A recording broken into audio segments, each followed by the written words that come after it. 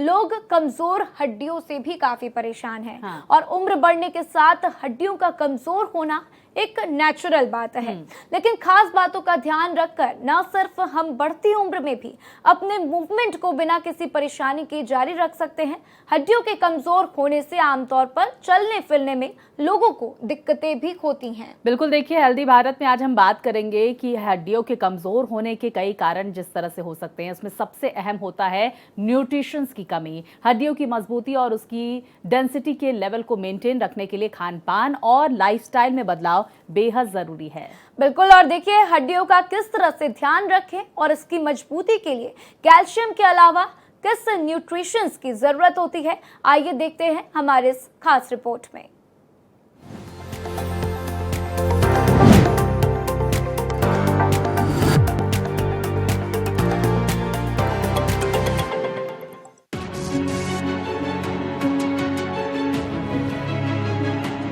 हड्डियां हमारे शरीर का सबसे इंपॉर्टेंट पार्ट होती हैं। ये न केवल शरीर को स्ट्रक्चर और आकार देती हैं, बल्कि अंगों को प्रोटेक्ट करने के साथ ही मूवमेंट में भी मदद करती हैं। लिहाजा हड्डियों को मजबूत बनाए रखने पर गौर करना बेहद जरूरी है।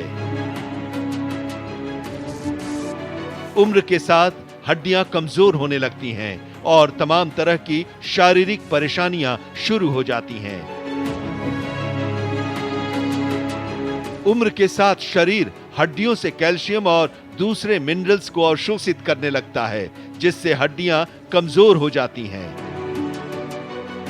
हड्डियों के कमजोर होने से चलने फिरने में तो दिक्कत होती ही है, साथ ही उसके फ्रैक्चर होने का भी खतरा बढ़ जाता है। अगर देखा जाए तो एक 60 इयर्स के बाद अगर मेनली ना मेल्स एंड फीमेल्स दोनों में हड्डियां विथ एज वीक होने लगती हैं, कमजोर होने लगती हैं। फीमेल्स में अधिकतर वो हार्मोनल चेंजेस के कारण, जैसे वो मेनोपोज के बाद काफ़ी हार्मोन्स की फ्लक्चुएशंस होती हैं, तो वो हार्मोनल फ्लक्चुएशंस के कारण हड्डियां वीक होती हैं।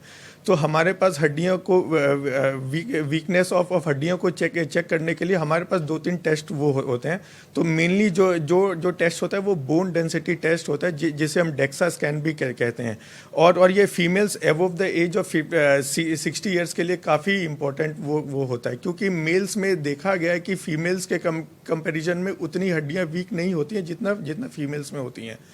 तो डेक्सा स्कैन में अगर हमारे पास अगर पता चले कि उसकी वैल्यूज़ काफ़ी कम है, एक वो नॉर्मल रेंज से कम है, तो हमारे पास स्पेशल मेडिसिन्स होती हैं जो वो स्टार्ट कर सकते हैं। वो जो मेडिसिन्स होती हैं वो विटामिन डी और कैल्शियम के लेवल के ऊपर की मेडिसिन्स होती हैं, जो जनरली हड्डियों को स्ट्रॉन्ग करने में हेल्प करती हैं।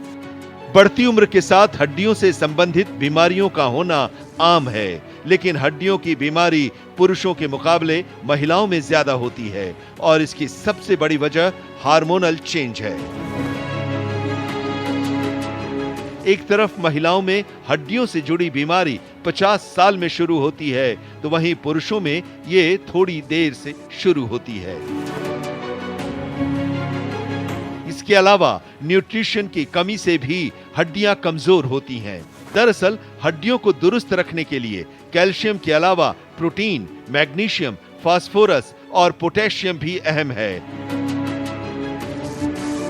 प्रोटीन हड्डियों के निर्माण और मरम्मत में मदद करता है, वहीं मैग्नीशियम हड्डियों की डेंसिटी को बनाए रखने के लिए जरूरी है। ये सभी पोषक तत्व हड्डियों को हेल्दी बनाए रखने के लिए बेहद जरूरी हैं।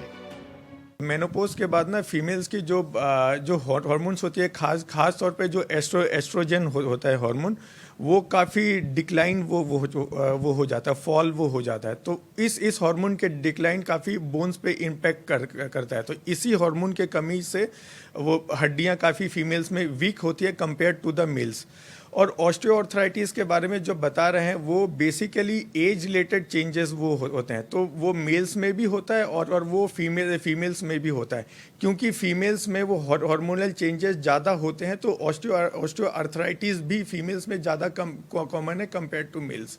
और अगर कोई भी किसी पर्सन का वजन ज़्यादा हो, हाइट थोड़ी सी कम हो, तो उनके घुटने में ज़्यादा प्रेशर पड़ता है। और अगर किसी का मतलब वो प्रोफेशन ऐसा हो कि ज़्यादा रनिंग, जंपिंग, जॉगिंग वगैरह में ज़्यादा इन्वॉल्व है, तो वो घुटने ज़्यादा घिसते हैं, तो उनमें ऑस्टियोआर्थराइटिस ज़्यादा कॉमनली देखने को मिलता है। हड्डी से संबंधित बीमारियों में ऑस्टियोपोरोसिस, ऑस्टियोपेनिया, रिकेट्स और पेजेट्स शामिल हैं। इसमें से हर एक बीमारी हड्डियों को अलग अलग तरीके से प्रभावित करती है। उम्र के साथ ही हड्डियां कमजोर न हो, इसका खास तौर से ध्यान रखें। हड्डियों के लिए जरूरी पोषण इनटेक करके हम बढ़ती उम्र में भी हड्डियों से जुड़ी परेशानियों से राहत पा सकते हैं। हड्डियों से जुड़ी परेशानी शुरू होने पर फौरन डॉक्टरों की सलाह लेनी चाहिए। टेस्ट से ये पता चल जाता है कि किस चीज की कमी से हड्डी कमजोर हो रही है। इससे इलाज आसान हो जाता है। गट हेल्थ अगर आपकी उतनी अच्छी नहीं है तो जो कैल्शियम और विटामिन डी की एब्जॉर्प्शन उतनी अच्छी होगी नहीं जो आपके खाने या फिर सप्लीमेंट्स में हो। अगर कैल्शियम और विटामिन डी की अगर गट से एब्जॉर्प्शन अच्छी ना हो तो फिर अल्टीमेटली वो हड्डियों तक वो पहुंचती नहीं है, तो फिर इससे हड्डियों के वीकनेस होने की संभावना वो बढ़ जाती है। हड्डियों को हेल्दी और मजबूत बनाए रखना ओवर हेल्थ के लिए जरूरी है। हेल्दी लाइफस्टाइल और बेहतर खान-पान के जरिए इससे जुड़ी परेशानियों को काफी हद तक कम किया जा सकता है। बढ़ती उम्र के साथ हड्डियों की बीमारियों से पीड़ित होने पर दूसरों पर हमारी निर्भरता बढ़ जाती है और हम सामान्य कामकाज भी सही तरीके से नहीं कर पाते हैं। Bureau report, Bharat express.